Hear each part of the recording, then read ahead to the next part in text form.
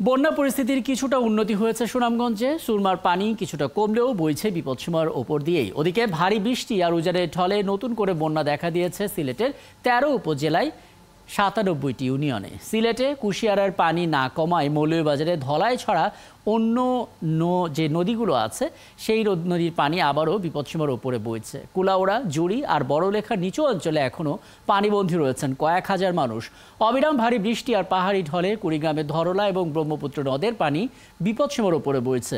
দুধকুমার এবং তিস্তার পানি বইছে বিপদসীমার খুব কাছ দিয়ে। তলিয়ে গেছে নিচু এলাকা, পানিবন্দী প্রায় ১৫,০০০ মানুষ।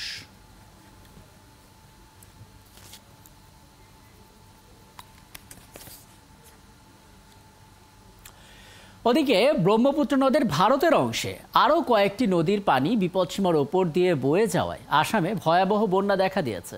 গেল ২৪ ঘন্টায় রাজ্যটিতে নতুন করে ৩ জনের মৃত্যু হয়েছে। মোট মৃতের সংখ্যা বেড়ে দাঁড়িয়েছে ৩৮ জনে। এ নিয়ে এক মাসের ব্যবধানে দ্বিতীয়বারের মতো বন্যার কবলে পড়ল Assam. Assam state disaster management authority বলেছে ২রা জুলাই তিনসুকিয়া জেলায় ২ জনের মৃত্যু হয়েছে। অপরজনের মৃত্যু হয়েছে ধেমাজি জেলায়। বন্যার পানিতে এখন পর্যন্ত ২৮টি জেলার প্রায় ১১.৫ লাখ মানুষ ক্ষতিগ্রস্ত হয়েছে। ইতোমধ্যেই ৪৮৯টি আশ্রয় কেন্দ্রে প্রায় ২,৮৭,০০০ মানুষকে সরিয়ে নেওয়া হয়েছে। বন্যার পানিতে ৭৪টি সড়ক, ৬টি সেতু এবং ১৪টি বাঁধ ক্ষতিগ্রস্ত হয়েছে আর ৫টি বাঁধ ভেঙে গেছে। এদিকে ৫ জুলাই পর্যন্ত আসামে ভারী থেকে অতি ভারী বৃষ্টির সতর্কতা রয়েছে।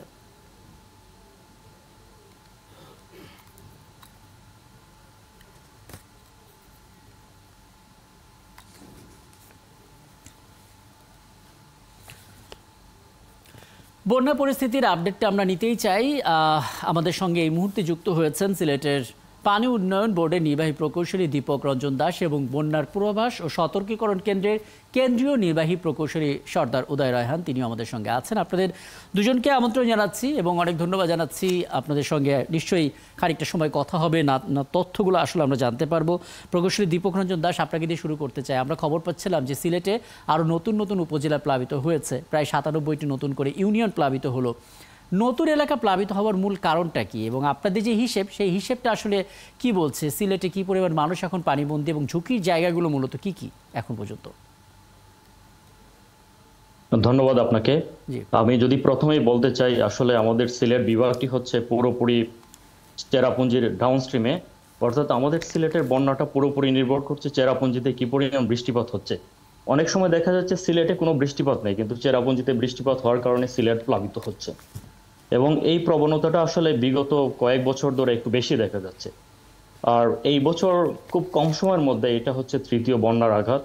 অর্থাৎ মে মাসের লাস্টের দিকে একবার হয়েছিল, জুন মাসের ১৭ তারিখ আবার আঘাত হানে, আর তৃতীয়বার হচ্ছে জুলাই মাসের ১ তারিখ থেকেই আবার বন্যা শুরু হয়। তো এইখানে হচ্ছে আমরা দেখতে পাই যে গত ৩ দিনে লাস্ট ২৪ ঘন্টায় হচ্ছে চেরাপুঞ্জিতে প্রায় ৪০ মিলিমিটার বৃষ্টিপাত হয়েছিল, কিন্তু তার পূর্ববর্তী ৩ দিনে চেরাপুঞ্জিতে প্রায় ৬৫০ মিলিমিটার মতো বৃষ্টিপাত হয়েছিল, যেটার ইফেক্ট আমরা সরাসরি সিলেটে দেখতে পাচ্ছি। আচ্ছা, তার মানে চেরাপুঞ্জির একটা প্রভাব হয়তো আমাদের এখানে আছে। আমি আরও কিছু তথ্য জানার চেষ্টা করব। তার আগে প্রকৌশলী সর্দার উদয় রায়হান, আপনার কাছ থেকে ঘুরে আসতে চাই। বৈরী আবহাওয়া আগামী ৫ জুলাই পর্যন্ত অব্যাহত থাকার একটা সম্ভাবনার কথা জানিয়েছে আমাদের আবহাওয়া অফিস এবং আমরা সেরকম বাস্তবতায় আসলে দেখতে পাচ্ছি। এটা যদি শুধুমাত্র সিলেট নিয়ে আমরা জানতে চাই, আপনাদের পূর্বাভাস আসলে কি বলছে? বন্যা নিয়ে নতুন কোনো তথ্য আছে কিনা? এটা আরও দীর্ঘ হতে পারে কিনা? জি, ধন্যবাদ।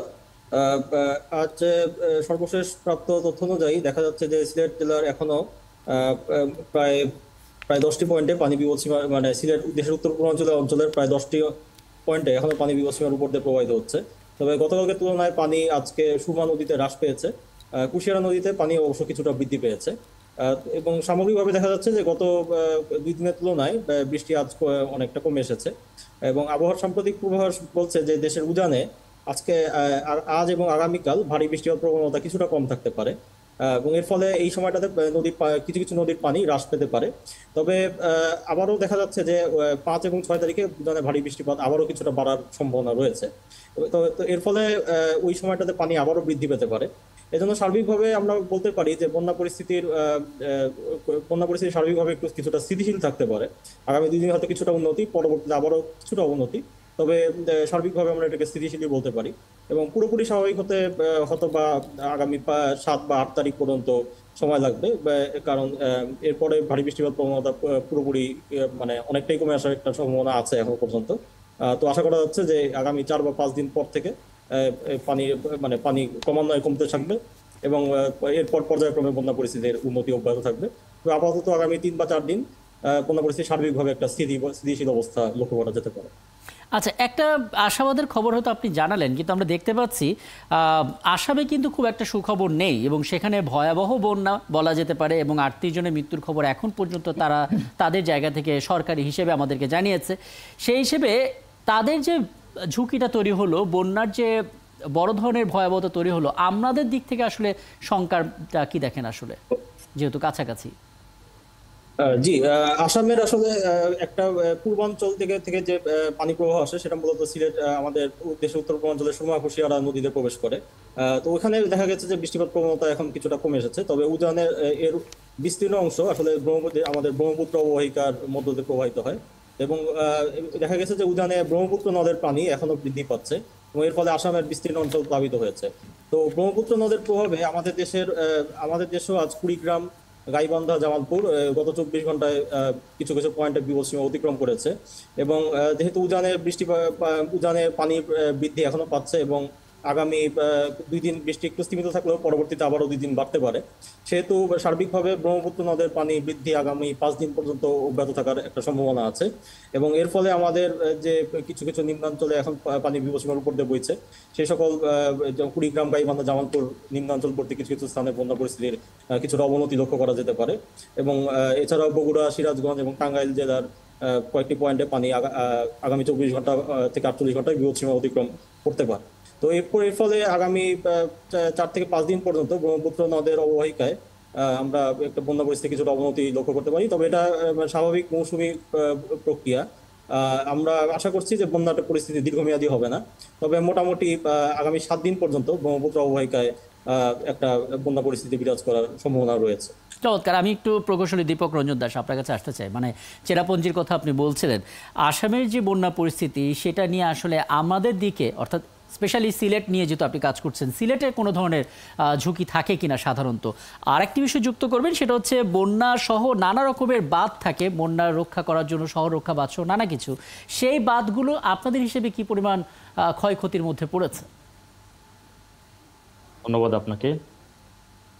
আসলে আমাদের সিলেট বিভাগে ম্যাক্সিমাম ক্ষেত্রেই দেখা যায় হচ্ছে আসামের যে চেরাপুঞ্জি বেসিনের যে বৃষ্টিপাতটা সেটারই সরাসরি ইফেক্টটা পড়ে। আর এই ইফেক্টটা যখন পড়ে তখন দেখা যায় কি যে হঠাৎ করে 4-5 দিনে খুব বেশি পরিমাণ বৃষ্টিপাত হয়ে যায়। এই বেশি পরিমাণ বৃষ্টিপাতের কারণে সিলেটের নদ নদীর পানি দ্রুত বৃদ্ধি পায় এবং এই দ্রুত বৃদ্ধি পাওয়ার কারণেই হচ্ছে লোকালয়ে পানি প্রবেশ করে এবং বন্যা পরিস্থিতিটা অবনতি হয়। আর বিশেষ করে সুরমা কুশিয়ারার ক্ষেত্রে যে ঘটনাটি ঘটে থাকে, বরাক নদী দিয়ে যখন পানিটা সুরমা কুশিয়ারার অমরশীদ পয়েন্ট দিয়ে প্রবেশ করে, তখন কুশিয়ারা নদী সম্ভবত 70% পানি ক্যারি করে আর সুরমা হচ্ছে 30% পানি ক্যারি করে। অপরদিকে লোবা নদীর পানি হচ্ছে সুরমা নদীতে এসে জয়েন করে, তো যে কারণে হচ্ছে কুশিয়ারা নদীর পানিটা। জি জি বলুন, আমরা শুনতে পাচ্ছি। জি, শুনতে পাচ্ছেন কি? হ্যাঁ, আমি পরিষ্কার শুনতে পাচ্ছি, আপনি বলুন। তো যে কারণে কুশিয়ারা নদীর পানিটা দেখা যায় নামতে একটু সময় লাগে, সবসময় এখন পর্যন্ত অনেক উপর দিয়ে যাচ্ছে। আর সুরমার পানি বিশেষ করে অনেক লম্বা পথ পাড়ি দিয়ে যখন আসে, লোকালয়ে প্লাবনের সৃষ্টিটা অনেক লম্বা সময় জুড়ে থাকে এবং জনদুর্ভোগটা বেশি হয়। আর আরেকটি প্রবলেম হচ্ছে যে যেহেতু হাওর অঞ্চল এবং আমাদের সিলেটের ডাউনে সুনামগঞ্জ, কিশোরগঞ্জ অর্থাৎ আমরা হাওর অধ্যুষিত এলাকা, তাই প্রথম বন্যার পরে হাওর প্লাবিত হয়। তো দ্বিতীয় বন্যা এবং তৃতীয় বন্যার পানি কিন্তু খুবই ধীর গতিতে নামছে। এটি আরেকটি কারণ হচ্ছে হাওর অঞ্চল পুরোপুরি প্লাবিত এবং নদীর তীরে আমরা যখন গিয়ে অবজার্ভ করি তখন দেখা যাচ্ছে সুরমা এবং কুশিয়ারা স্রোতের যে স্পিড সেটি অনেক কম।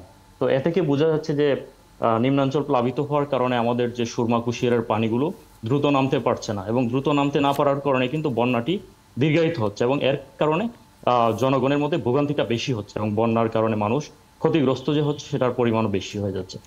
অনেক ধন্যবাদ আপনার দুজনকেই আমাকে সময়টা দেওয়ার জন্য। বন্যা পূর্বাভাস এবং সতর্কীকরণ কেন্দ্রের কেন্দ্রীয় নির্বাহী প্রকৌশলী সর্দার উদয় রহান আমাদের সঙ্গে যুক্ত ছিলেন, এবং সিলেটের পানি উন্নয়ন বোর্ডের নির্বাহী প্রকৌশলী দীপক রঞ্জন দাস তিনি আমাদের সঙ্গে ছিলেন, এবং বন্যার যে পরিস্থিতি সেই পরিস্থিতি নিয়ে মূলত আমরা কথা বলছিলাম।